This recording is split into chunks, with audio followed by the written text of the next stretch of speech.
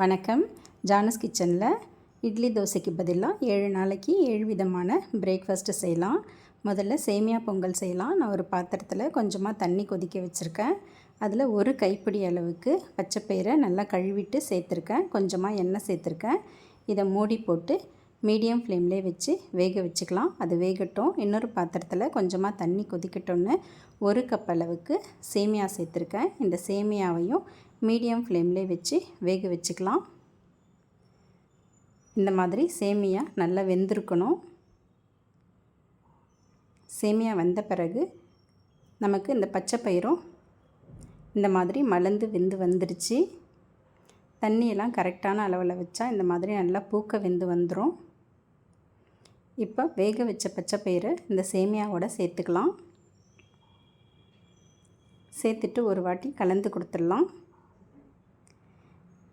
கலந்த பிறகு இந்த சேமியா பொங்கலுக்கு டேஸ்ட்டுக்கு தகுந்த மாதிரி உப்பு சேர்த்து நல்லா கலந்து விட்டுறேன்.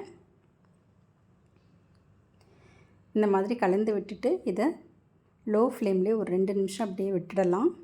இப்போ ஒரு பேனில் 2 டேபிள் ஸ்பூன் அளவுக்கு நெய் சேர்த்துருக்கேன். அதில் கொஞ்சமாக மிளகு, சீரகம் போட்டிருக்கேன். அதெல்லாம் பொரியட்டும். இது கூட கொஞ்சமாக பெருங்காயமும் சேர்த்துருக்கேன். பெருங்காயத்தை சேர்த்துட்டு துருவன இஞ்சி கொஞ்சம், ஒரு பச்சை மிளகாய் கீரி போட்டிருக்கேன். கொஞ்சமாக கருவேப்பிலை சேர்த்துருக்கேன். இதெல்லாம் நல்லா வதக்கி இந்த சேமியா பொங்கலில் சேர்த்துடலாம். சேர்த்துட்டு நல்லா கலந்து கொடுத்துடலாம். ஸ்டவ் ஆஃப் பண்ணிடலாம். அவ்வளோதாங்க, ஒரு ஈஸியான பிரேக்ஃபாஸ்ட் இது. சேமியா பொங்கல் ரெடி ஆகிடுச்சு. இதுக்கு ஒரு சட்னி ரெடி பண்ணிக்கலாம். ஒரு கடாயில் 1 டேபிள் ஸ்பூன் எண்ணெய் சேர்த்துருக்கேன். அதில் 2 டேபிள் ஸ்பூன் அளவுக்கு கடலைப்பருப்பு சேர்த்துருக்கேன். கடலைப்பருப்பு ஒரு 2 நிமிஷம் வதக்கி விட்டுட்டு காரத்துக்கு தகுந்த மாதிரி பச்சை மிளகாய் போட்டிருக்கேன். 2 பல் பூண்டு போட்டிருக்கேன். இதெல்லாம் வதக்கி விட்டுக்கலாம். இப்போ இது கூட ஒரு கைப்பிடி அளவுக்கு தேங்காய் பத்தை சேர்த்துருக்கேன். டேஸ்ட்டுக்கு தகுந்த மாதிரி உப்பு சேர்த்துருக்கேன். இதெல்லாம் நல்லா ஆறட்டும்னு மிக்ஸி ஜாரில் போட்டு அரைச்சிக்கலாம். இப்போ இந்த சட்னி தாளிக்கிறதுக்கு கொஞ்சமாக எண்ணெயில் கடுகு, உளுத்தம்பருப்பு, கொஞ்சமாக கருவேப்பிலை போட்டு சட்னி தாளித்து கொட்டிக்கலாம். அவ்வளோதாங்க, சட்னி ரெடி ஆகிடுச்சு. இந்த சேமியா பொங்கலும் ரொம்ப ஈஸியாக செஞ்சிடலாம். நம்ம அரிசி பொங்கல் செய்கிற அளவுக்கு ரொம்ப டைம் எடுக்காது. இதை ஈஸியாக செஞ்சு முடிச்சிடலாம். இந்த சேமியா பொங்கலுக்கும் இந்த சட்னிக்கும் ரொம்ப நல்லாயிருக்கும். அடுத்ததாக ராகி தோசையும் தக்காளி சட்னியும் செய்யலாம். நான் ஒரு பாத்திரத்தில் 1 கப் அளவுக்கு கேழ்வரகு மாவு எடுத்திருக்கேன். 1/4 கப் அளவுக்கு ரவை எடுத்திருக்கேன். 2 டேபிள் ஸ்பூனுக்கு அரிசி மாவு சேர்த்துக்கிறேன். இது கூடவே 1/4 கப் அளவுக்கு தயிரும் சேர்த்துக்கிறேன். இந்த தோசைக்கு டேஸ்ட்டுக்கு தகுந்த மாதிரி உப்பு சேர்த்துக்கலாம். உப்பு சேர்த்து கொஞ்சமாக தண்ணியும் சேர்த்து இதை கட்டி எதுவும் இல்லாமல் இந்த மாதிரி கரைச்சி வச்சுக்கலாம். கொஞ்சம் கொஞ்சமாக தண்ணி சேர்த்து இந்த மாதிரி கரைச்சி வச்சுக்கலாம். கட்டி எதுவும் இல்லாமல் கரைச்சி இதை ஒரு 10 நிமிஷத்துக்கு மூடி வச்சிடலாம். ஏன்னா நம்ம இதில் ரவை போட்டிருக்கோம், ரவை ஊறி வரணும். இப்போ ஒரு கடாயில் 1 டேபிள் ஸ்பூன் எண்ணெய் ஊற்றிருக்கேன். அதில் கொஞ்சமாக கடுகு, உளுத்தம்பருப்பு, சீரகம் சேர்த்துருக்கேன். அதெல்லாம் பொரியட்டும். கொஞ்சமாக கருவேப்பிலை சேர்த்துக்கிறேன். கொஞ்சம் வெங்காயம் நறுக்கி போட்டிருக்கேன். 2 பச்சை மிளகாவை பொடி பொடியாக நறுக்கி போட்டிருக்கேன். இதெல்லாம் 2 நிமிஷத்துக்கு இந்த மாதிரி வதக்கி விட்டுக்கிறேன். வதக்கிட்டு இதை இப்போ நம்ம கரைச்சி வச்சுருந்த அந்த மாவில் சேர்த்துக்கலாம். சேர்த்துட்டு இது கூடவே கொஞ்சமாக பொடியாக நறுக்கின கொத்தமல்லி தழை சேர்த்துக்கிறேன். கொஞ்சமாக பெருங்காயமும் சேர்த்துக்கிறேன். இதெல்லாம் சேர்த்து நல்லா கலந்து விட்டுக்கலாம். இப்போ மாவு கட்டியாக இருக்கிறதுனால கொஞ்சமாக தண்ணி சேர்த்து தோசை மாவு பதத்துக்கு இதெல்லாம் நல்லா கரைச்சி வச்சுக்கலாம். கொஞ்சம் தண்ணியாகவே கரைச்சிக்கலாம். இந்த மாதிரி இருக்கணும். இந்த தோசை மாவு ரெடி ஆகிடுச்சு.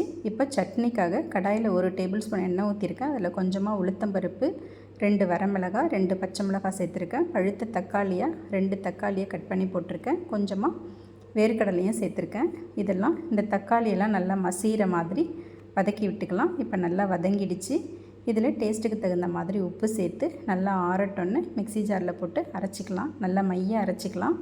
இப்போ இந்த சட்னியை தாளிக்கிறதுக்கு எண்ணெயில் கொஞ்சமாக கடுகு, உளுத்தம்பருப்பு, கருவேப்பிலை போட்டு தாளிச்சிக்கிறேன். இப்போ தோசை தவா காஞ்சிடுச்சு. இந்த மாதிரி துணியில் நல்லா தொடச்சி விட்டுட்டு தோசையை நடுவில் ஊற்றாமல் இந்த மாதிரி தோசைக்கல்லை சுற்றி ஊற்றிக்கலாம். ஊற்றிட்டு ஸ்டவ்வை மீடியம் ஃப்ளேம்லேயே வச்சு இதெல்லாம் வேக வச்சுக்கலாம். சுற்றி கொஞ்சம் எண்ணெயும் ஊற்றி நல்லா செவக்க விட்டு தோசையை சுட்டு எடுத்துக்கலாம்.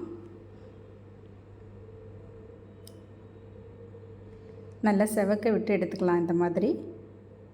அவ்வளோதாங்க, ஒரு ஹெல்தியான கேழ்வரகு மாவு தோசை ரெடி ஆகிடுச்சு. இந்த தக்காளி சட்னியோட இந்த தோசை சாப்பிட்றதுக்கு ரொம்ப நல்லாயிருக்கும். அடுத்ததாக ரவை ஊத்தப்பம் செய்யலாம். நான் அதுக்காக ஒரு பாத்திரத்தில் 2 கரண்டி குழிக்கரண்டி அளவுக்கு ரவை எடுத்திருக்கேன்.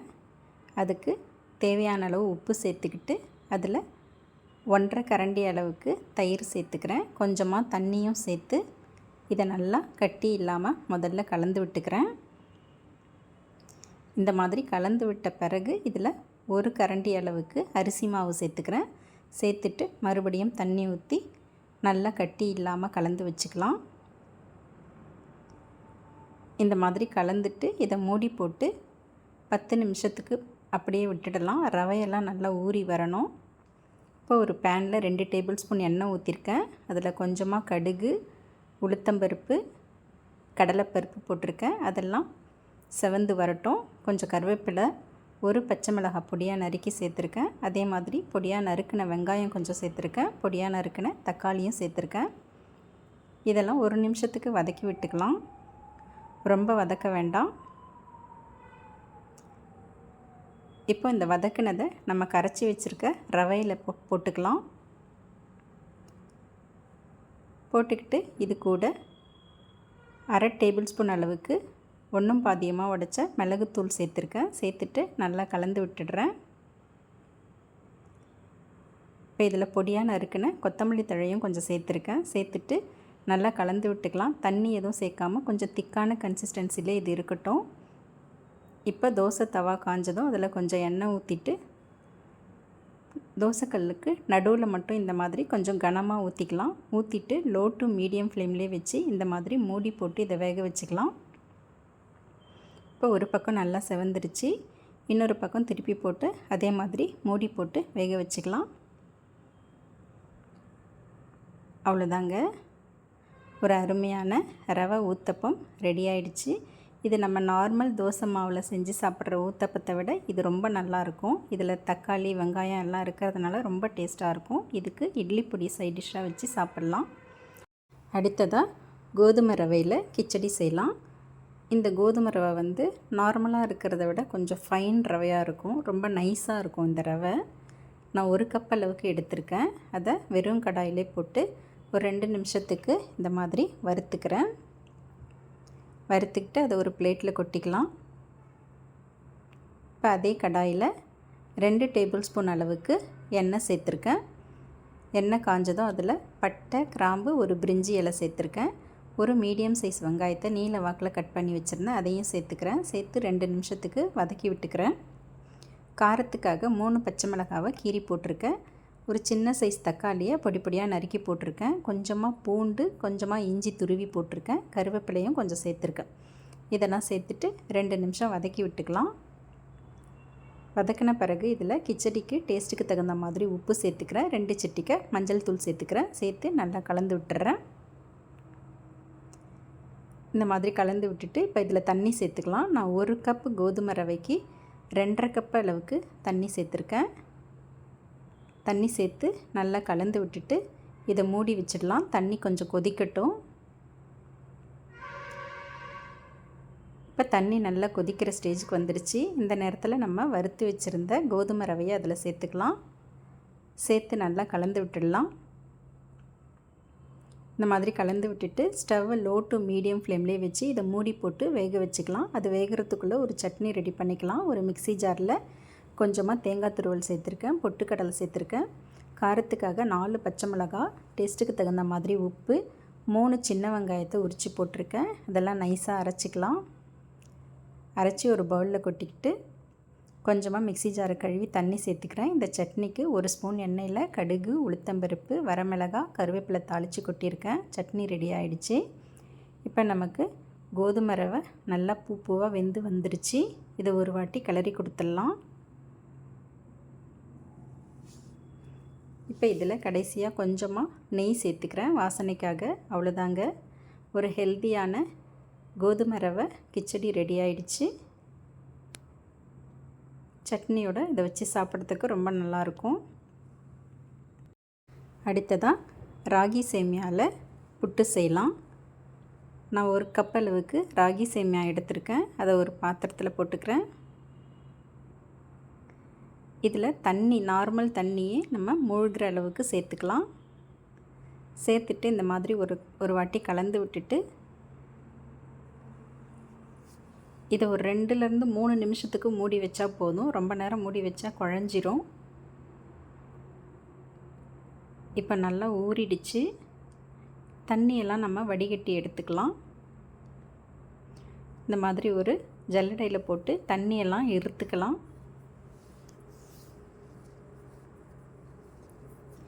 தண்ணி வடிஞ்சதும் இதை ஒரு பிளேட்டில் கொட்டிக்கிறேன்.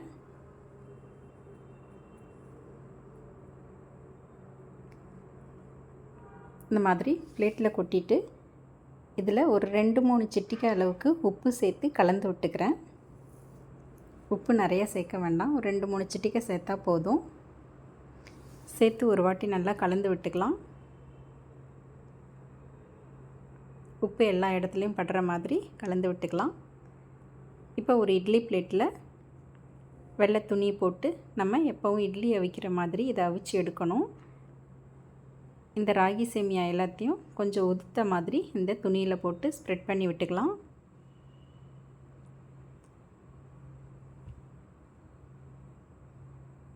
இப்போ கடாயில் தண்ணி கொஞ்சம் கொதிக்க ஆரம்பித்ததும் இந்த இட்லி பிளேட்டை வச்சுக்கிறேன். வச்சுட்டு இதை மூடி போட்டு ஒரு 10லேருந்து 15 நிமிஷத்துக்கு வேக வச்சுக்கணும். இப்போ 15 நிமிஷம் ஆயிடுச்சு. இதை ஓப்பன் பண்ணிக்கலாம். இந்த ராகி சேமியா நல்லா வெந்துருச்சு. இப்போ இதை ஒரு பிளேட்டுக்கு மாற்றிக்கலாம். இந்த மாதிரி நல்லா சூடாக இருக்கும்போது அதை கரண்டியாலே உதுத்து விட்டுக்கலாம். இந்த மாதிரி உதுத்து விட்டுட்டு இதில் வாசனைக்காக 2-3 ஏலக்காவை பொடி பண்ணி போட்டிருக்கேன். டேஸ்ட்டுக்கு தகுந்த மாதிரி சர்க்கரை சேர்த்துக்கலாம், இல்லைனா நாட்டு சர்க்கரையும் சேர்த்துக்கலாம். நான் இதில் 2 டேபிள் ஸ்பூன் அளவுக்கு வெள்ளை சர்க்கரை சேர்த்துருக்கேன். துருவின தேங்காய் ஒரு 3 டேபிள் ஸ்பூன் அளவு சேர்த்துருக்கேன். தேங்காய் கொஞ்சம் முத்தின தேங்காவாக இருந்தால் நல்லாயிருக்கும். அது கூடவே வாசனைக்காக 2 டேபிள் ஸ்பூன் அளவுக்கு நெய் சேர்த்துக்கிறேன். சேர்த்துட்டு இது எல்லாத்தையும் நல்லா கலந்து விட்டுடலாம். அவ்வளோதாங்க, ஒரு ஹெல்தியான ராகி சேமியா புட்டு ரெடி ஆயிடுச்சு. இது குழந்தைங்கள்லேருந்து பெரியவங்க வரைக்கும் எல்லாருமே சாப்பிட்லாம். அடுத்ததாக கோதுமை தோசை ஒரு இன்ஸ்டன்ட் சட்னியோட செய்யலாம். நான் ஒரு பாத்திரத்தில் 1 கப் அளவுக்கு கோதுமை மாவு சேர்த்துருக்கேன். 2 டேபிள் ஸ்பூன் அளவுக்கு ரவை, 1 டேபிள் ஸ்பூன் அளவுக்கு அரிசி மாவு, டேஸ்ட்டுக்கு தகுந்த மாதிரி உப்பு, கொஞ்சமாக சீரகம், கொஞ்சம் பெருங்காயம் போட்டிருக்கேன். இதெல்லாம் போட்டுட்டு இதில் தண்ணி ஊற்றி கரைச்சி வச்சுக்கலாம். கட்டி எதுவும் இல்லாமல் கரைச்சி வச்சுக்கலாம். இப்போ இதை ஒரு 10 நிமிஷத்துக்கு மூடி வச்சிடுறேன். ஒரு பேனில் 2 டேபிள் ஸ்பூன் எண்ணெய் ஊற்றிருக்கேன். அதில் கொஞ்சமாக கடுகு போட்டிருக்கேன். கடுகு பொரியட்டும். கொஞ்சம் உளுத்தம்பருப்பு சேர்த்துக்கலாம். பொடியாக நறுக்கின வெங்காயம், ஒரு பச்சை மிளகாய், கொஞ்சமாக இஞ்சி, கொஞ்சமாக கேரட் இதெல்லாம் சேர்த்துக்கிறேன். சேர்த்து ஒரு 2 நிமிஷம் வதக்கி விட்டுக்கிறேன். இதை வதக்கிட்டு நம்ம கரைச்சி வச்சுருந்த மாவில் அதெல்லாம் சேர்த்துக்கலாம். சேர்த்துட்டு தண்ணி கொஞ்சம் ஊற்றி இதை தோசை மாவு கன்சிஸ்டன்சிக்கு கரைச்சி வச்சுக்கலாம்.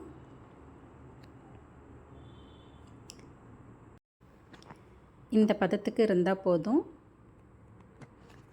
இப்போ மாவு ரெடி ஆகிடுச்சு. இது மேலே கொஞ்சமாக கொத்தமல்லி தழையும் சேர்த்து கலந்து விட்டுக்கிறேன். இப்போ இதுக்கு ஒரு இன்ஸ்டண்ட்டாக சட்னி ரெடி பண்ணிக்கலாம். ஒரு மிக்ஸி ஜாரில் 2 வரமிளகாய் போட்டிருக்கேன்.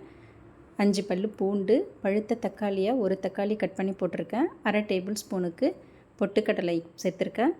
அதில் கொஞ்சமாக நல்லெண்ணெயும் சேர்த்து டேஸ்ட்டுக்கு தகுந்த மாதிரி உப்பு சேர்த்து இந்த மாதிரி நைஸாக அரைச்சிக்கலாம். இது ஒரு இன்ஸ்டன்ட் சட்னி, டேஸ்ட் ரொம்ப நல்லாயிருக்கும். மிக்ஸி ஜாரை கழுவி கொஞ்சமாக தண்ணி சேர்த்துக்கிறேன். 1 ஸ்பூன் எண்ணெயில் கொஞ்சம் கடுகு, உளுத்தம்பருப்பு, கருவேப்பிலை தாளித்து கொட்டிக்கிறேன். இன்ஸ்டன்ட் சட்னி ரெடி ஆகிடுச்சு.